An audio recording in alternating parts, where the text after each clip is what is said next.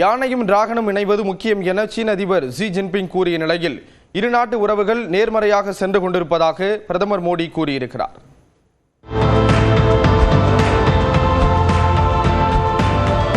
Shanghai ஒத்துழைப்பு அமைப்பு மாநாட்டில் பங்கேற்க சீனாவின் தியான்ஜின் நகருக்கு பிரதமர் நரேந்திர மோடி சென்றார். 7 ஆண்டுகளுக்கு பிறகு சீனா சென்ற அவருக்கு சிவப்பு கம்பள வரவேற்பு அளிக்கப்பட்டது. இந்நிலையில் தியான்ஜின் நகரில் சீன அதிபர் ஷி ஜின்பிங்கை பிரதமர் மோடி சந்தித்து பேசினார். இருதரப்பு உறவு குறித்த இந்த ஆலோசனைக் கூட்டத்தில் தேசிய பாதுகாப்பு ஆலோசகர் அஜித் தோவல், வெளியுறவுத்துறை செயலாளர் விக்ரம் மிஸ்ரி, சீன வெளியுறவுத்துறை அமைச்சர் வாங் யி உள்ளிட்டோர் கலந்து கொண்டனர். அப்போது பேசிய பிரதமர் மோடி, கடந்த ஆண்டு ரஷ்யாவின் கசான் நகரில் சீன அதிபரை சந்தித்து பேசிய பிறகு இரு நாட்டு உறவு மேம்பட்டிருப்பதாகவும் எல்லையில் அமைதி மற்றும் ஸ்திரத்தன்மை ஏற்பட்டுள்ளதாகவும் கூறினார்.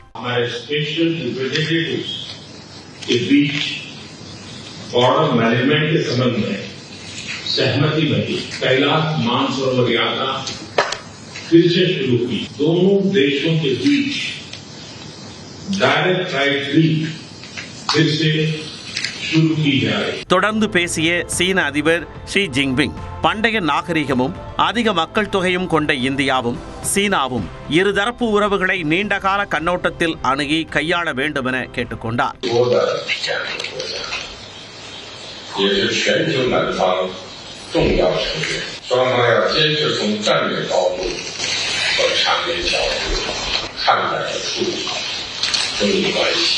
பின்னர் இருதரப்பு ஆலோசனை குறித்து செய்தியாளர்களிடம் விளக்கிய வெளியுறவுத்துறை செயலாளர் விக்ரம் மிஸ்ரி, உள்நாட்டு மேம்பாட்டை ஊக்குவிக்க இரு நாடுகளும் ஒன்றிணைந்து செயல்படுவது என முடிவெடுத்துள்ளதாக கூறினார். இரு நாடுகளுக்கு இடையிலான வேறுபாடுகள் பிரச்சனைகளாக மாறக்கூடாது என இரு தலைவர்களும் உறுதி பூண்டுள்ளதாகவும் தெரிவித்தார். ராஜாங்க ரீதியிலான உறவை மேம்படுத்த ஷி ஜின்பிங் 4 பரிந்துரைகளை முன்வைத்ததாகவும் அதற்கு பிரதமர் மோடி நேர்மறையான பதில்களை வழங்கியிருப்பதாகவும் கூறினார். இதனிடையே இரு நாடுகளுக்கு இடையிலான வர்த்தக பற்றாக்குறை குறித்தும் விளக்கினார்.